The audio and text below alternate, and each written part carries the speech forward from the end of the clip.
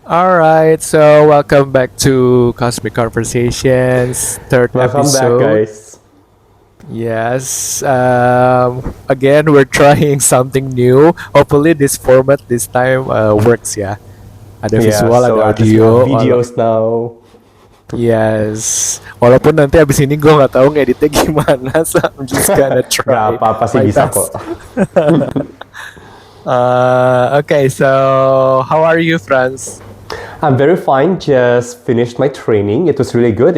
We spoke about cultural intelligence just now. All right. Is there any updates that you want to share to the audience? Kesannya kita udah banyak listeners, sudah banyak followers, subscribers, padahal baru 5. Well, we spoke about cultural intelligence just now. So because aku kan kabin crew ya, dan kolik-kolik aku tuh banyak banget orang-orang dari beda-beda negara nih. Tiap kali terbang aja selalu ganti kolik. Dan jadinya ya kadang-kadang tuh suka ada friction, kayak misalnya nih ada orang ngomong apa yang di budaya mereka sih kayak it's nothing gitu loh. Tapi misalnya di telinga gue nih sebagai orang Asia ya sebagai agak sensi ya kayak gitu. Terus gue kadang-kadang suka mikir kayak oh my god he's so rude. Cuman pas gue tanya Right. ternyata dia ngomong oh no I didn't mean it gitu loh, kadang-kadang kayak gitu. Nah makanya tadi diajarin grup-grup orang-orang tertentu di dunia ini tuh persepsinya gimana kayak gitu loh, dan juga diajarin tentang cultural background dan gimana caranya kita bisa berkomunikasi dengan efektif di situasi yang internasional gitu loh. I see. Jadi Gitu. bisa semakin memahami orang lain ya. Right. Okay, Nah, good to know. hari ini nih Hen, kita bakal ngomongin tentang trauma and how they manifest in relationship. Dalam ya. Dalam. Jadi kayak bakal buka-bukaan gitu loh. Apa ya? Ceritanya tuh itu kan kita bakal ngegali apa yang bikin kita sakit hati ini di sebelumnya nih, ya gak sih? Dari kita kecil, waktu masa remaja, dan juga situasi-situasi yang kita temui di masa-masa dimana kita udah dewasa gitu, ya gak sih Hen? I don't know if it's gonna fit in 30 or 20 minutes. Takutnya kalau bahas trauma tuh bisa kayak wow, luka-luka lama terbuka, tahu-tahu ini jadi part 1, part 2, part 3 ternyata cuman bahas trauma doang. Kayak sinetron ya jadinya ya. Okay, so how do we start? Oke, kita kalau kayak gitu ya, seperti yang lu ngomong tadi, biar gak kepanjangan nih, kita bahasnya 1 atau 2 trauma aja gitu loh. Dan kita kupas pelan-pelan si 1 atau 2 trauma ini, dan gimana si trauma ini tuh mempengaruhi kehidupan percintaan lu atau percintaan gua nih. Kita sama-sama share ya gitu. Jadi terus terserah lu mau ambil yang mana traumanya gitu, Hen. Yang mana aja yang lu nyaman share gitu. Kesannya banyak kesannya, gitu ya. Iya, asli. Ini sebenarnya ya, kalau secara mata batin tubuh kita tuh kayaknya penuh luka baret-baret deh, saking banyak trauma. Hatinya Henry berkeloid gitu guys, jadi banyak trauma gitu ya. Coy, amit-amit. Jadinya nih, so ya. Di antara grosiran trauma-traumanya lu nih, yang mana nih yang menurut lu paling nyaman share ke orang-orang nih, dan manifestasinya ke hubungan percintaan lu apa ini? Sambil gua rapiin rambut biar cantik tetap. Oke. By the way guys, ini tuh kita bener-bener lagi teleponan karena we're using laptop sama tablet, tapi unfortunately laptop gue tuh kameranya mati, so I really cannot see what's going on di France di sana gitu. Jadi ya bener-bener cuma bisa dengar. I'm telling you, you are missing out. I look good today. Wow, oke deh. Confidence. bagus. Okay, so my trauma, one of the, waduh, tiba-tiba serius nih nadanya.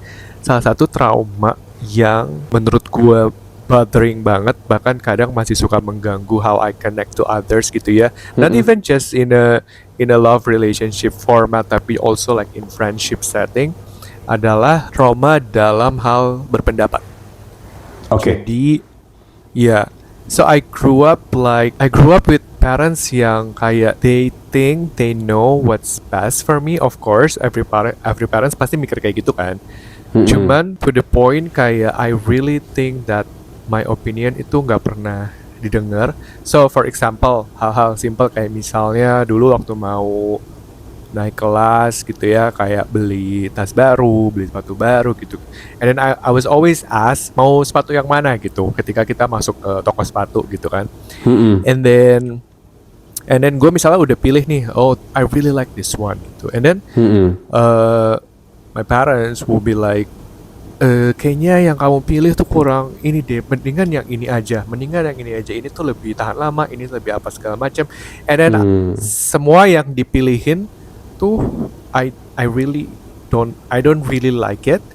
Tapi ya karena udah dipilihin, and then ya udah gua ngalah aja gitu.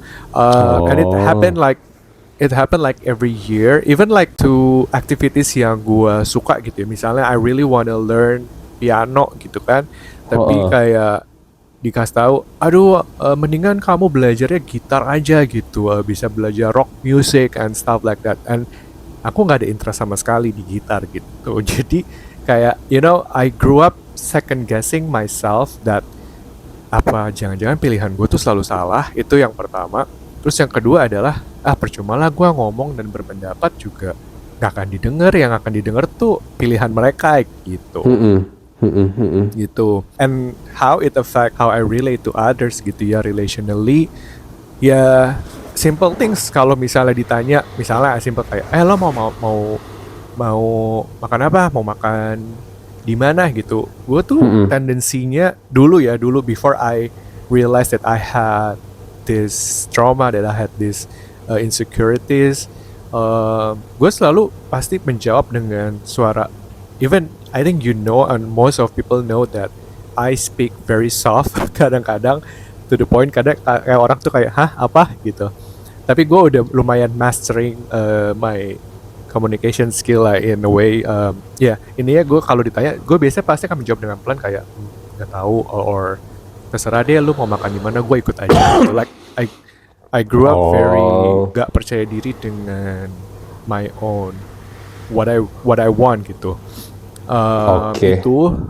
And then terus kalau misalnya gue sudah berpendapat lalu misalnya nggak didengar, itu juga I took it very personally, kayak oh shit, gue tuh kayak, karena gue mengaitkan pendapat gue dengan my self worth, my self esteem. Jadi kayak kalau nggak didengar, ya gue berasanya kayak manusia paling gak layak sedunia gitu. It could really hurt me back then gitu. Ini sih gue kayak kebayangnya ya kalau misalnya lu nih berelasi nih sama seseorang nih, misalnya biar kita konteksnya lebih sempit ya di percintaan nih. Sorry, batuk-batuk gue udah uzur. Waduh, kalau lo uzur gue apa? Bau tanah. Fosil lo. Oke, jadi kalau misalnya lu di hubungan percintaan nih, tuh cewek lu nih ada kalinya dia kayak gak terlalu ngedengar pendapat lu kayak gitu, kayak lagi lengah gitu loh. Lu bisa langsung kayak si magnitude of that action is gonna be like super hurtful buat lu ya gak sih? Yes, banget. Gitu. Banget. Tapi itu dulu sampai I think gue baru bener-bener bisa deal with it like setahun terakhir gitu. Kalau dulu tuh ya gue bisa bener-bener even nggak ke orang yang gue suka ya, tapi ke temen aja gue bisa kayak tuh kan gue tuh pendapatnya nggak matters gitu loh, langsung self talknya negatif banget, which is very bad. And then gue belajar bahwa enggak men, lo aja yang kurang yakin, lo ngomong lebih kenceng deh gitu. Mereka nggak denger karena mereka lagi sibuk, lagi distracted kayak gitu sih. Tuh kayak kalau misalnya dulu tuh lo kayak kayak pundung di dalam gitu ya gak sih? Probably nggak. Pundung tuh ngambek ya? Apa ya pundung ya?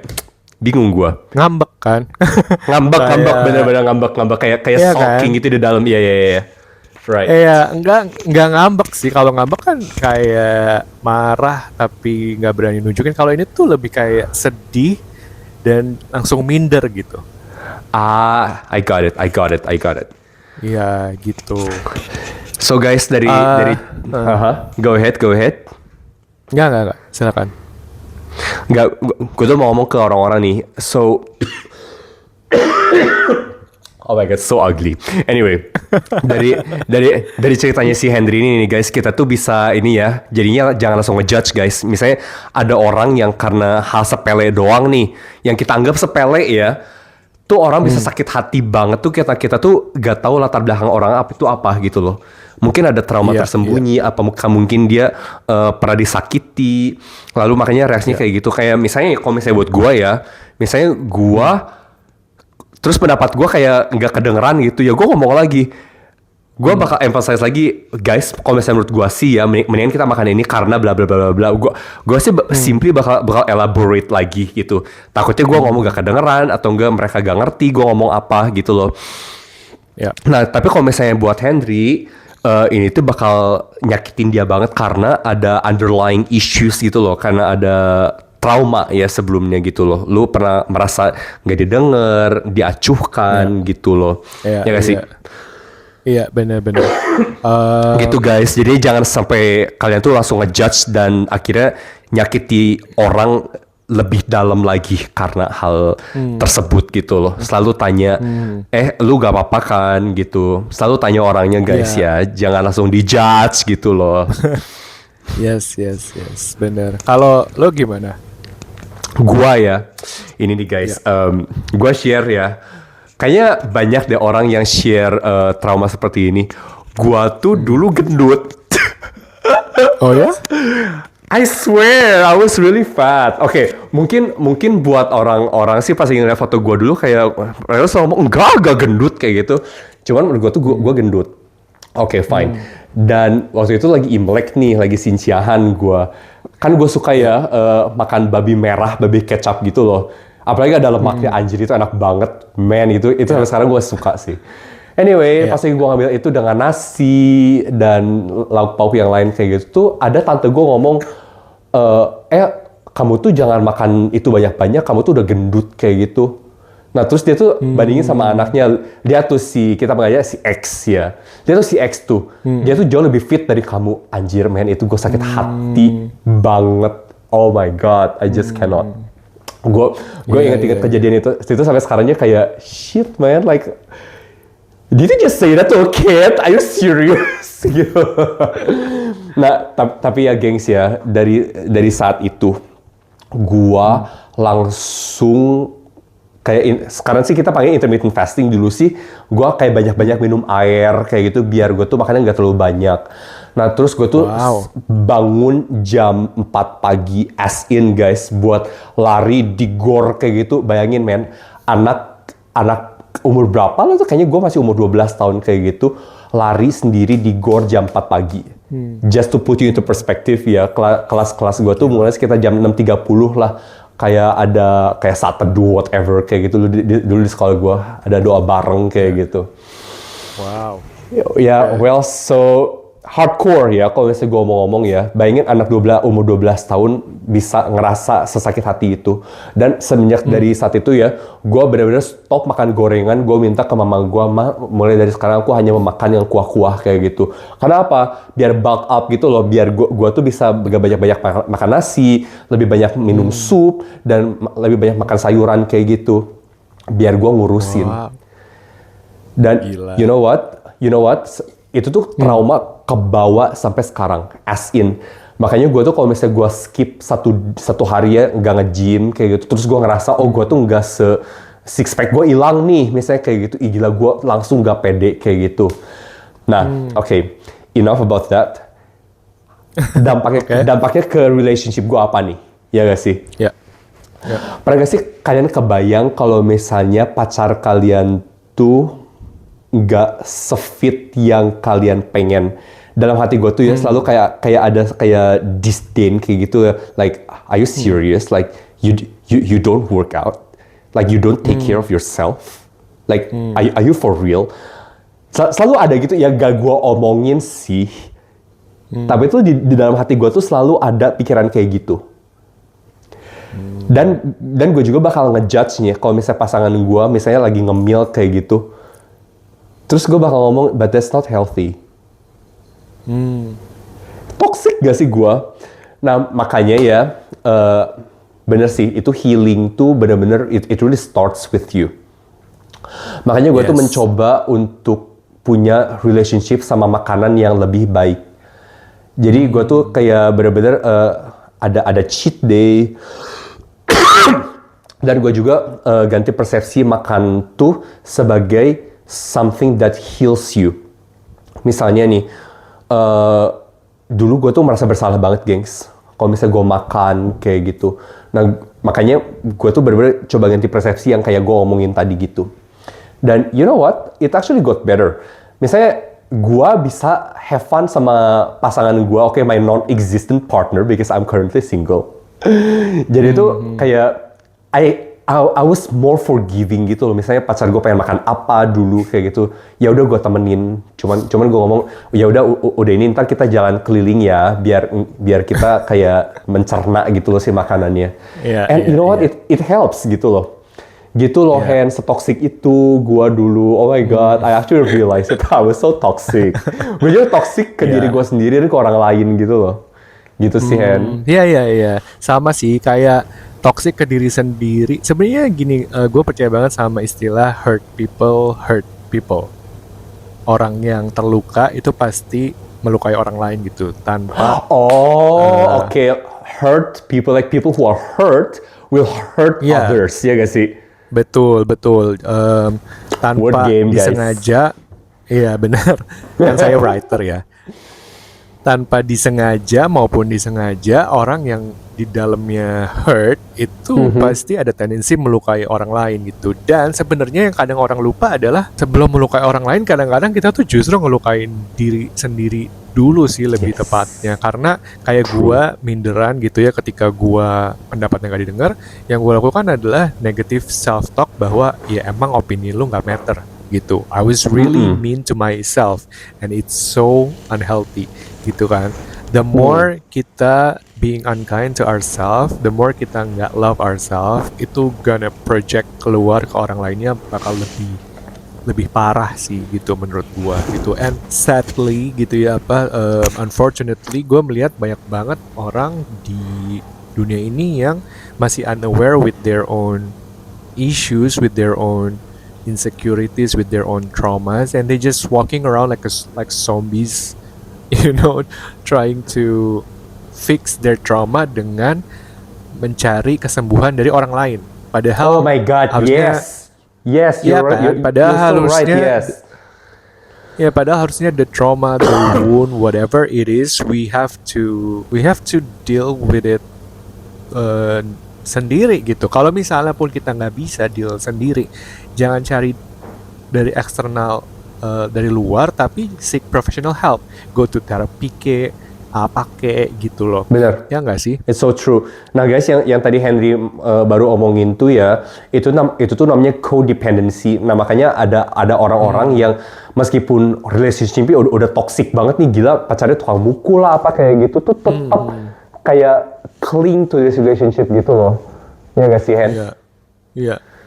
Gitu. Karena mungkin mereka ngerasanya ya this is the love that I deserve gitu kan. Karena mungkin mereka grew up with the trauma that ya emang cara gue dicintai ini dengan disakiti gitu. So and they normalize it padahal it's so not normal gitu kan. Dan jadinya gue juga melihat itu tuh, kalau misalnya si trauma kita tuh gak bener-bener disembuhin. Ini ya, ada orang-orang yang mungkin belum tahu traumanya apa. That's fine, karena semua orang menurut gua punya journey yang berbeda-beda, punya growth journey yang berbeda-beda gitu. Ada orang yang mungkin baru sadar traumanya di umur 40, ada yang dari 20-an udah sadar gitu. Tapi yang paling penting adalah what you do with your trauma gitu. Not Bener. knowing the trauma is ya udahlah, kita manusia gitu ya. Tapi kalau udah tahu terus lo nggak obatin, lo nggak perbaiki, you don't repair it, wow, itu menurut gue bahaya banget sih. And then makanya banyak orang kayak jump from one relationship to another very quickly karena menurut mereka kayak mereka tuh nggak nyaman dengan diri mereka sendiri, ya kan? And mereka cari nyamannya tuh dari, ibaratnya mereka cari quick fix, cari apa ya namanya, kalau luka tuh cari plaster, ya plaster yang ada aja deh di depan mata, ya udah gitu. And then padahal the pattern is gonna repeat, kayak setelah 2 bulan, setelah 3 bulan, setelah setahun gitu putus, ntar cari lagi kayak gitu-gitu. Bener. Jadi menurut gua sih ya Hen ya, misalnya nih kita meskipun kita gak aware nih sama trauma ini, di hidup tuh selalu ada pilihan kan. Nah selalu pilih pilihan yang terbaik di saat itu. Kayak misalnya nih, lu kan tadi ngasih contoh ya mengenai jumping from one relationship to another gitu loh. Di standar apapun tuh, that is not a good thing. Ya gak sih, gonta-ganti orang kayak gitu. Gue tuh gak ngomong Tapi mengenai banyak orang kesetiaan yang ya. Haha. Tapi banyak orang yang nggak even tahu bahwa it's actually not okay to do that, or it's harming to yourself to do that gitu loh. Jadi gimana taunya kayak, oh what is the best thing to do actually? Karena kan nggak ada standar, nggak ada template ya. Misalnya di standar ya, kalian hanya boleh ganti pasangan 3 kali. Kalau misalnya keempat Iya kali kan, disqualified gitu. Yeah, that would make life so easier if there is a template like that, and the template actually works for everyone. Ini lo bener sih. Dan disinilah dimana self awareness itu bener-bener berperan penting ya. Jadi kalau misalnya lo notice, kenapa ya kalau misalnya gua tuh pacaran tuh gak pernah, like it just doesn't work gitu loh. Dan coba kalian pikirin itu apa sih patternnya, apa nih yang selalu muncul nih, kayak tipe si cowok yang selalu atau cewek yang selalu datang ke hidup itu kayak apa. Dan dari situ ya, berangkat dari situ kita tuh bisa coba track pattern kita tuh apa, tendensinya apa, dan dari sanalah kita bisa menyadari masalahnya apa sebenarnya. Mungkin itu ada sangkut pautnya dengan trauma kalian, atau apa yang kalian cari dari figur-figur orang yang datang ke hidup kalian ini. Menurut gue sih gitu sih. Gue setuju, melatih self-awareness itu bukan sesuatu yang instan yang bisa dilakukan. It takes probably years of practice gitu ya. Tapi gimana sih cara praktikalnya gitu untuk melatih self-awareness? Sebenarnya menurut gue yang paling mudah adalah ketika lo nggak nyaman dengan sesuatu kejadian atau emosi yang lo rasain sendiri, jangan langsung bereaksi dengan kata-kata ataupun tindakan. Jangan mengambil keputusan. Tapi lo pulang dulu ke rumah, masuk kamar, lo tulis apa yang lo rasain, lo journaling gitu ya. Journaling itu bukan nulis diary ya guys. Journaling itu mengurai pikiran kita sendiri, kita assess pikiran kita gitu. Kalau nggak bisa lakuin sendiri, bisa curhat ke mungkin ada mentor, orang yang lebih accountable untuk ask the hard truth. Sekarang ada GPT, you can even ask GPT to ask you the hard truth gitu, and be your therapist in a way. Ya, jadi lo bisa melatih, oh ternyata gue kalau lagi marah, triggernya ini gitu. Kenapa tadi gue marah? Lo cari tahu tuh kata-kata apa. Gue kayak gitu sih. Gue kayak kata-kata apa yang membuat gue tadi kok hurtful banget nih gitu. Ternyata ada kata A, B, C, D gitu misalnya ya. Dan gue relook lagi ke masa lalu gue sebelumnya. Oh, ternyata kata A gitu misalnya, for example in your case gendut gitu ya. Oh, ternyata gendut itu mengingatkan gue sama kejadian ini gitu. Nah, jadi dari situ kita tahu bahwa oh it's already in the past. Gue udah nggak gendut gitu ya. And ya udah, baru kita counter dengan fakta bahwa oh satu, gue udah nggak gendut. Kedua, even though misalnya gue gendut, I'm a very kind person, I'm a nice person, I don't deserve to be treated this way gitu ya. Again, trauma orang bisa berbeda-beda dan outputnya bisa beda-beda. Kayak gue sama Franz, outputnya Franz dia jadi ambisius, bisa jadi judgmental. Gue justru jadi minderan, jadi nggak berani speak up gitu kan. Ada orang-orang juga yang mungkin kayak misalnya for example berat badan gitu. Ada orang yang grow up dengan feeling confident with their berat badan gitu, karena pada saat misalnya mereka gemuk, justru malah dipuji kayak, ih kamu lucu banget, chubby, and they're okay with it, that's totally fine juga gitu. Ya kan? So you really have to know yourself, who you are on the inside, and what really traumatize you gitu. Bener sih, ini kata kenapa dan apa, dua kata tanya ini tuh menurut gue penting banget waktu kalian journaling ya. Pas lagi kalian replay lagi nih kejadian yang buat kalian tuh menyakitkan kayak gitu, paling penting nih tanya kenapa gue ngerasa seperti itu. Tulis. Lalu udah itu lu tanya dari kenapa ini, apa yang bikin lu sakit hati. Misalnya kayak gitu. Yang tadi lu kan ngomong manifestasinya beda-beda kan, kalau misalnya gue sih jadi ambisius, lalu lu jadi minder kayak gitu. Iya, jadi menurut gue ya kita tuh harus benar-benar mengenali siapa kita di dalam, trauma kita apa aja, apa yang membuat kita trauma, dan bagaimana mengcounter trauma tersebut gitu. Jangan pernah ngebandingin trauma kita dengan orang lain, terus juga jangan pernah kayak menyamakan bahkan trauma kita dengan orang lain gitu. Misalnya misalnya sama-sama punya sosok ayah yang nggak present gitu ya misalnya, dan kita nyamain tuh trauma bonding sama orang gitu ya, kayak lo efeknya pasti gini juga kan, padahal enggak gitu. Belum tentu efek kejadian sama ke setiap orang tuh sama gitu. Itu sih. Jadi benar-benar take time to get to know yourself sih menurut gua. Ini bener banget sih guys. Jangan sampai kalian trauma bonding ya. Kayak misalnya trauma bonding itu ini menurut gua bahaya banget sih. Kayak misalnya orang-orang yang misalnya nih yang trauma bonding misalnya, gila bapak gue kayak gini, iya bapak gue juga kayak gini, kayak gitu. Terus sama-sama kayak being like comrade in suffering and misery. Guys, ini bahaya banget. Ini tuh kalian tuh kayak saling narik satu sama lain ke bawah gitu loh. Iya. Saling saling ngejatohin jadinya gitu loh. Jangan sampai kayak gitu guys. Apalagi sorry. Go ahead. Apalagi kalau trauma bondingnya sama orang yang kita suka gitu ya, terus kita jadi playing savior towards each other, padahal nggak bisa guys, lo nggak bisa bantu sembuhin orang gitu, lo cuma bisa bantu sembuhin diri lo sendiri gitu. It's so true. Anyway, so ya biar gak melebar kemana-mana nih topiknya. So guys, mengenai trauma ya. Penting banget nih ya, kayak Hendry tadi ngomong, journaling guys, please, like gak ada yang bisa bantuin kalian kecuali diri kalian sendiri. Dan meskipun kalian ke psychologist or to a therapist, kalian juga masih tetap anyway, mereka juga bakal ngasih tahu coba metode ini, journaling kayak gitu. Karena apa?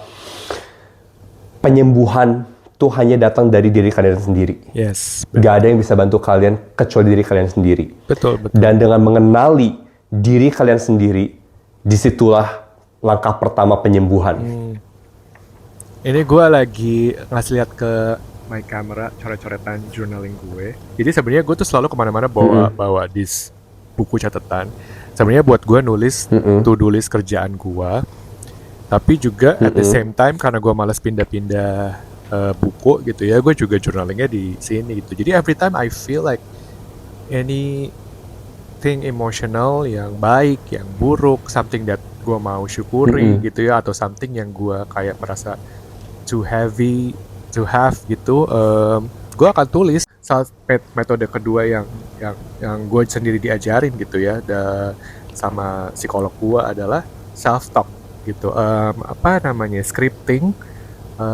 Scripting maupun self talk. Jadi scripting itu adalah kita nulis hal-hal baik yang kita mau gunakan untuk mengcounter the negative thoughts gitu. Misalnya gue masalahnya adalah minderan, bahwa pendapat gue nggak matter gitu kan. Scriptingnya apa faktanya? Ya gue harus tulis bahwa no, my opinion matters, and if people don't listen to what I say, it doesn't make me less of a person gitu. Itu gue tulis gitu. So ya gitulah. Jadi ada beberapa metode yang kalian bisa coba gitu sih. Tapi first and foremost, jangan cari dari luar gitu sih. Jangan cari dari orang lain kecuali itu profesional. Betul. Ini jangan kalian sakiti ya diri kalian sendirinya, gitu. Dan selalu ingat yang tadi kita omongin, penyembuhan tuh datang dari dalam, gitu. Dan jangan juga jadikan trauma ini tuh sebagai alasan untuk kayak bad behavior atau enggak kayak bad habit gitu loh. Iya. Kalau misalnya kalian udah tahu traumanya dan kalian jadikan ini sebagai tameng, ini misalnya gua trauma gendut nih tadi nih. Terus guanya jadinya jadi sharp tongue, kalau misalnya gua ngomong tuh nyakitin, atau gua ngerendahin orang lain yang unconventionally beautiful gitu loh. Itu berarti gue yang jahat, ya gak sih? Iya, betul. Gitu. Dan misalnya yang trauma lu nih, yang lu gak didengerin, jadi orangnya jadi gampang tersinggung kayak gitu. Dan selalu jadinya negatif, dan selalu jadinya tuh kayak cepat marah, kayak gitu. Itu berarti lu yang salah, ya gak sih? Iya. Gitu. Like, if you actually know it, if you find out about your trauma, then you have to work towards self-betterment. Yes. You have to work on yourself. You have to work on it. Yes. Heal yourself. Gitu loh. Jadi kayak orang sakit nih. Orang sakit, ya kalau udah tahu sakit terus gak minum obatnya itu salah kalian. Dablek itu namanya. Iya, benar. Misalnya nih gue udah batuk nih ya kemarin ya. Terus gue sama teman gue, kita minum ais matcha yuk. Terus gue mau, iya, siapa yang salah? Itu ya gue yang salah. Itu namanya dablek, guys. Nah, jangan sampai kalian kayak gitu. Oke, sekian untuk sesi hari ini, Hen. Nih, kalimat penutup dari Om Hendry apa nih? Anjir, kalimat penutup apa ya? Work on your trauma gitu, and be kind to yourself gitu. Karena kalau kita nggak even kind to ourselves, guarantee kita juga pasti akan jadi orang yang unkind to other people sih, gitu. True. How about you? Everything starts with us. True. Itu gue mau chime in aja sih. Everything starts with us ya. Kayak gue dulu nih, misalnya gue ngeliat lemak lah sedikit di perut gue, kayak anjir lu jelek banget Frans, gila, babi kayak gitu, gila kan kayak si self talknya jahat banget ya gue ya. Yeah. Terus ya keluarnya juga ke orang lain nggak enak gitu loh. Maksudnya nggak gue keluarin langsung omong gitu ke orang, karena gue juga tau lah jangan sampai nyakitin orang lain. Yeah. Cuma tuh pikiran jelek tuh tetap ada gitu guys. And it's not a good thing. Right. Dan itu sih. Tuh kan om-om bijak guys, om-om bijak tuh, no, di atas sono, no, di grid atas. Karena sudah makan asam garam kehidupan, guys. If you met me or if you listen to me like even a year ago or 2 years ago, wow, beda. Makanya beda. Gue belum punya pemahaman seperti ini gitu. So it amazed me that someone like you yang masih early 30 juga udah punya level pemahaman kayak gini dan bisa diajak ngobrol, bisa diajak diskusi gitu ya. So anyway, that's about it, I think. Beauty with brain, baby. Atur. I think gue mau say thank you sih buat orang-orang yang udah subscribe to our Spotify and YouTube gitu ya. Gue ngeliat nama-namanya jujur ada kayaknya strangers. I don't know how they find out about our account, tapi ya I'm so grateful. Hopefully apa yang kita bagi itu bisa bener-bener relevant and insightful ya buat orang. Tapi juga jangan lupain kita juga masih ada konten-konten soal astrology and teaching. We're gonna try to balance the topic di akun ini every month gitu, jadi nggak heavy on love doang, nggak heavy on teaching doang, nggak heavy on astrology doang, but we will try our best to balance everything gitu. Bakal ganti-ganti guys, so stay tuned. Yes. Alright, kalau gitu see ya di our next episode. Bye lovelies.